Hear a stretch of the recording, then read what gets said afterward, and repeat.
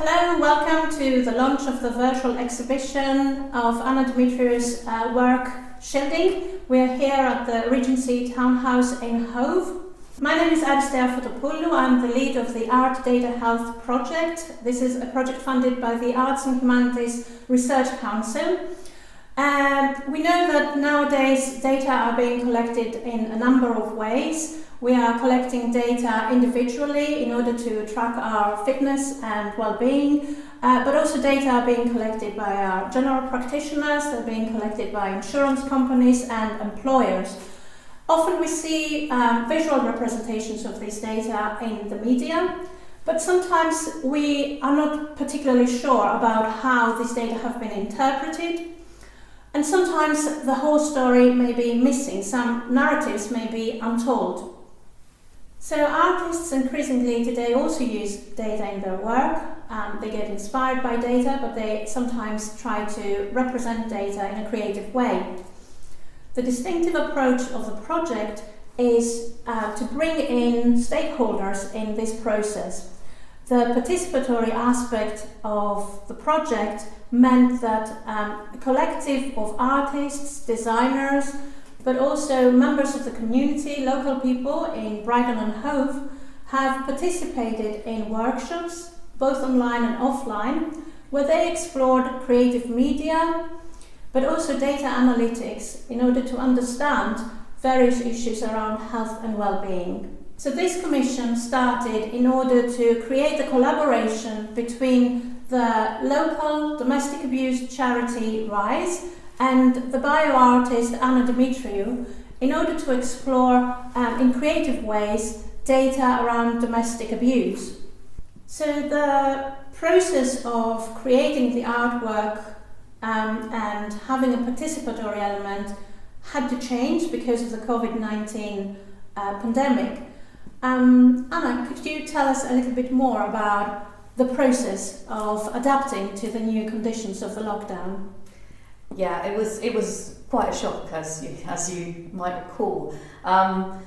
One day we were actually planning to do hands-on workshops with the RISE staff members to develop the project, and the next day the workshops were cancelled and we were beginning lockdown. So the project had to adapt quite significantly from that.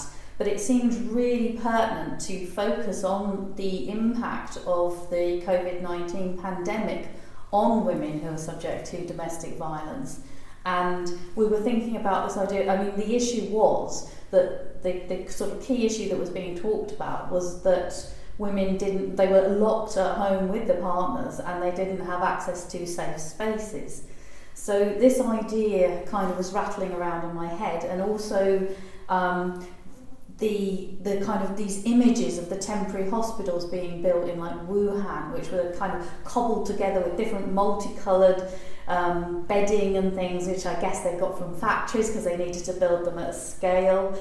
And all this stuff was kind of in my head. So this relationship kind of became very important. And news stories kept coming out about how it was about a third increase in the numbers. So I kind of focused around this idea of 30, sort of 30%, because that's what some of the figures were that. They varied, but it's a sort of broad thing. It all seemed to kind of focus on this idea of a third.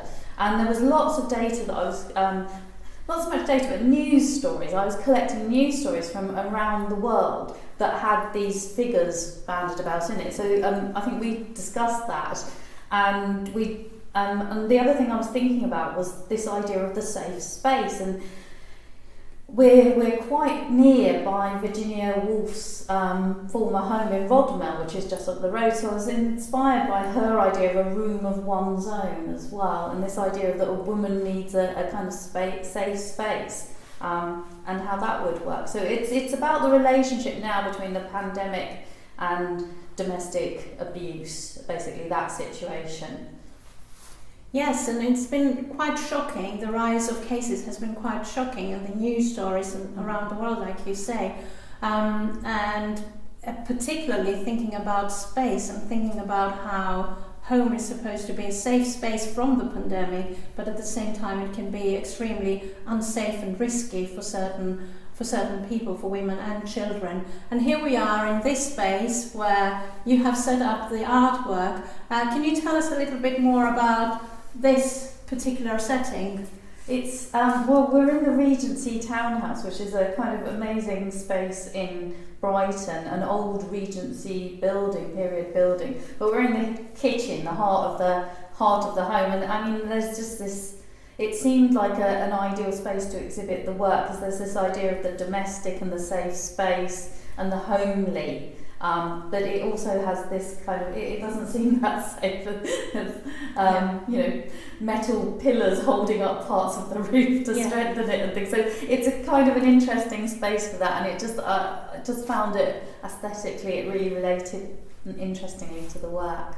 Yes, and the way that this is in a way falling down, and there's this sense of decay and things that are falling apart, which is quite key in the whole pandemic, that people felt that everything is unsafe, and particularly for women, that is the center of your work. Can you tell us a little bit more about the bedding? Because I can see here how you talked about this mismatch, but I can see that there are some details on the beds that are particularly interesting and intricate. Can you tell us a bit more about how you worked? So the actual beds, I should mention first of all, these are based on 3D models of the beds in the Wuhan temporary hospitals. So that's where that design came from. So they're exactly like those. And then the bedding is hand dyed using natural dyes that are used as medical treatments. Particularly turmeric is being used in places like India at the moment. In fact, I read that they'd sold out as a kind of treatment for COVID. So I'm kind of playing with those ideas here. And I use natural dyeing a lot in my work. It's a traditional craft, often a female craft, and then embroidery on the bedding. Some of it represents numbers, data, it alludes to the idea of data, and some of them are more kind of traditional things and pictures of homes, and there's kind of a drop of blood on one and things like that. So they're kind of interventions in them, sort of throughout. And I was thinking of pandemics of the past as well. So a lot of these natural dyes were also used in the treatment of past pandemics. These brown pillowcases here, they're dyed with walnut husks, which was used as a treatment for the plague. Right. So there's all these kind of things going on here, and then quite a lot of the beds in Wuhan had this sort of second blanket on, so I was kind of there, and I dyed the mattresses and handmade the mattresses as well. They're dyed lightly with walnut. That's very interesting. I understand there is another element in these beddings, which is an invisible element. Can you say a bit more about that? Yes, the beds are actually impregnated with an RNA construct of SARS-CoV-2, the virus that causes causes COVID-19. But it's a construct of it from a plasmid, so it's not the virus, it's the extracted RNA actually constructed inside a bacterial plasmid. So is it safe? It's absolutely even safe. Even if we touch it? Yeah, it's absolutely safe, and it won't cause any problems at all. I mean, this is a key thing in my work, I often work with DNA and RNA and viruses and of a bacteria particularly, and my plague dress is currently on show in Leiden, impregnated with plague DNA. So I'm quite experienced in working in these matters, but it seemed like a really important thing to do, and so I worked with scientists at the University of Leeds to acquire the RNA that they're working with. So Dr. Jane Freeman and Dr. Ines Mora. So the work, in a way, explores these paradoxical aspects of home as a safe space, but at the same time as unsafe space for women. You talked about the inspiration from Virginia Woolf's work. Can you tell us a bit more about this and how you worked with RISE in relation to that idea? Yes, the part of the idea behind the work is this essay, this very important feminist essay of Virginia Woolf. And she was talking about being a writer. How would a woman be a writer?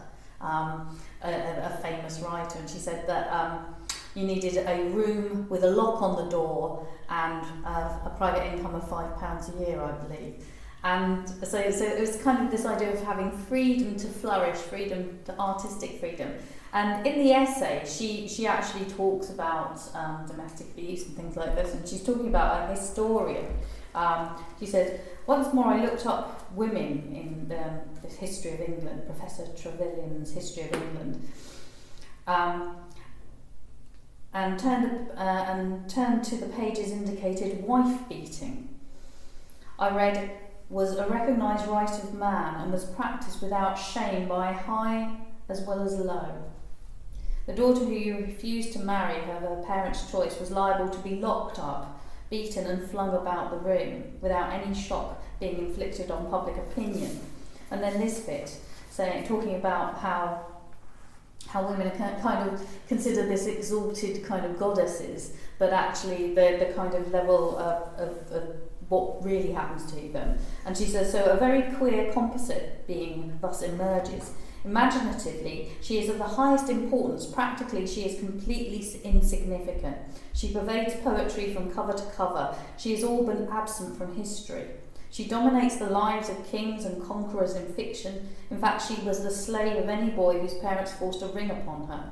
Some of the most inspired words, some of the most profound thoughts in literature fall from her lips. In real life, she could hardly read, could scarcely spell, and was the property of her husband. So this is sort of talking about the history of women in England, and that kind of, that was rattling around in my head on one side, this idea of the room of one's own, because that's, in the lockdown, people in these tiny apartments, and that was what they were lacking, was this space to flourish. Absolutely. And then there was this idea of the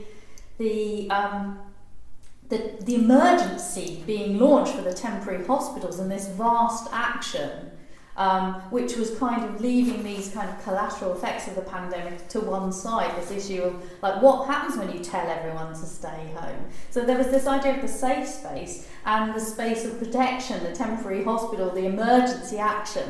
And so there's this kind of contradiction, I think, in the work, and that's kind of what it's about, this contradiction. Can you tell us about how the idea of a room of one's own was used as a provocation and as a creative provocation for the staff members of RISE? Yeah, so we were planning to do live hands-on workshops with the staff to develop a new piece of work.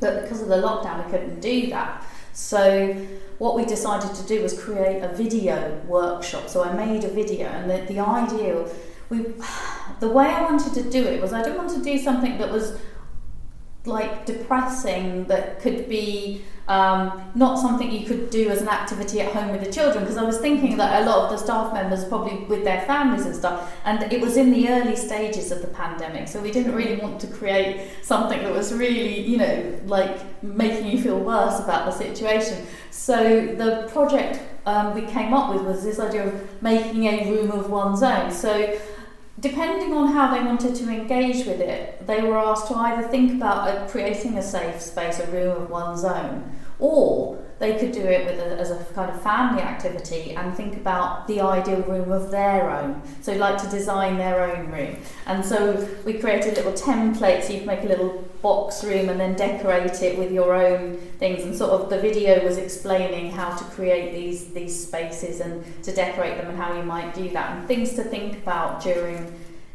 the making process, things to chat about during the making process. So it was designed to kind of work on all levels. And I think in the future it would be lovely to have that as an activity like alongside the piece. And then another activity I'd love to have alongside the piece is for people who maybe have been affected by, domestic violence or people who work with people affected with domestic violence, and actually kind of make some of these pieces of bedding that could then perhaps go into the installation. And you were also thinking about Ibsen at some point. Yeah, I mean, that sort of comes into it as well, because his famous book, which he said wasn't a feminist book but kind of is, A Doll's House, which is about, again, a woman not being allowed the space to flourish and go with her kind of what she wants to do and things like that. And the sort of the idea of the doll's house size kind of furniture and things like that. And actually, I should mention as well that I had a relationship once, and when I was trying to separate from that person, they bought me a copy of the Doll's House by Ibsen as a kind of manipulation. So it has this other level going on in the work as well. Yeah, I mean, I think the way that you've worked with the data in this piece is perhaps quite abstract. So people may be more used to seeing like really kind of data visualizations where they see a pie chart or they see, graphs and where they can really tell, the percentages. And the way that you've worked here, moves away from that. So it is data art rather than data visualization. And of course, this is very also tactile, so potentially someone could even touch the work if we were allowed to have an actual exhibition. So I think it kind of brings another dimension to the idea of data art, because it is so tactile, it is a sculptural installation. I mean, the idea is, I think the thing with data is that people don't really understand or respond directly to data. It doesn't hit them in there, and it's the stories around the data.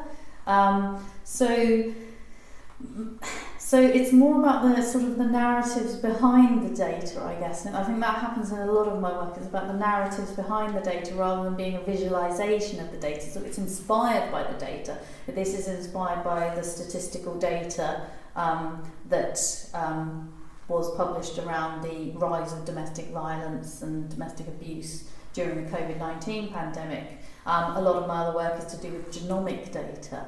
But people can't necessarily hold all those figures and those nuances of the data in their mind. So from the perspective of communicating that data to wide audiences or having a dialogue with audiences, I think the storytelling and narrative side is really important, and that's something that art can bring to it.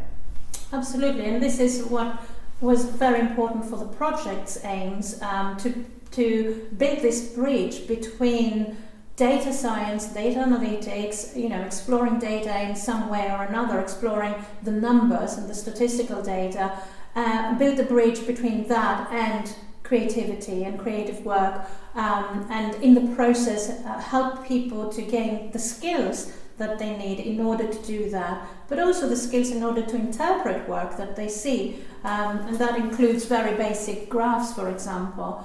I think it's quite interesting also to think about how this kind of work enables people to think about well-being in a different way. So thinking about health and well-being not in a direct kind of top-down communication channel that we get in public health communication, but actually in a more collaborative and participatory way. I mean, especially if we were able to do in future, hopefully, like the hands-on workshops, which would almost certainly include quite a bit of storytelling and story sharing, experience sharing between the people involved, I think, which then becomes kind of incorporated into the work if they're embroidering, if they're working with dyeing. It's the hands-on stuff I really like doing, the participatory side, because it frees up the mind to just chat when you're doing the hands-on work. And these things embroidery is quite fiddly, but it makes it even better to kind of free up the mind, because you're sort of thinking of that, and then you're just chatting at the same time, because there's a focus which takes you away from feeling sort of like you can't speak, and then you kind of chat. It's like an idea of like, if you want to talk to someone, take them for a walk, and they'll be much more receptive to it. So there's a bit like a kind of like art making version of that idea as well. And then the weight of their participation then becomes part of the work, which is something that I would like in the sort of future development of this to happen. Yeah, the personal stories behind the numbers. So each of these beds carry the story, like each of these beddings will carry the story of the person who was here on that in this hospital. And I suppose this is the challenge. This has been the challenge for this project during COVID-19. The fact that these stories have not come out in the way that we hoped. We weren't able to capture these untold stories in a way that we hoped, but still there is the potential there to make audiences think, and people who see the piece think what is hidden behind these beds.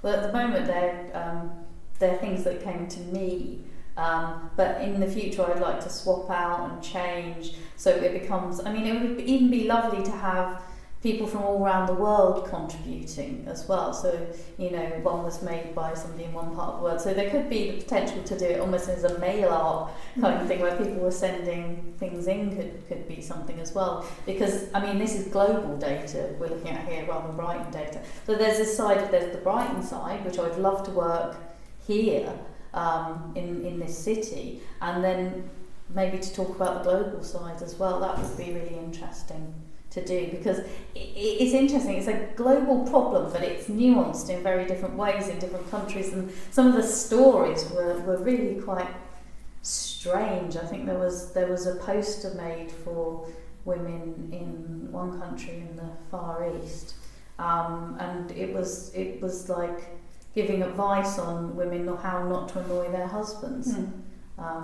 Things like not to talk too shrill and things like that, and so that was very strange. I found that one. So I mean, the global thing's very interesting. Global health is very interesting because of the COVID-19 pandemic. Kind of really makes explicit this thing that we do have to work globally as well, and this is a problem that affects women all around the world, different ways, different levels, and there's no denial any country is free from it. It's everywhere. Exactly, and given the current environment where the focus on the news, all news stories are about COVID-19, it's important to bring forth this, have people focus on something else than COVID-19, or kind of the impact of COVID-19 on the lives of women and their well-being, but also thinking about how local charities have been impacted by the lockdown, and how their funding has diminished, but also the capacity of their staff to be there and to support their service users.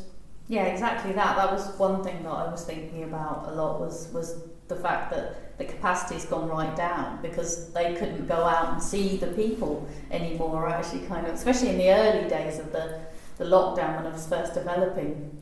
Exactly, yeah. Thank you very much for this discussion, Anna. Thank you. It was great to have the opportunity to showcase the work and finally launch it after all this time during the pandemic. So if you want to find out more about the project Art Data Health, Data as Creative Material for Health and Wellbeing, please visit the website artdatahealth.org.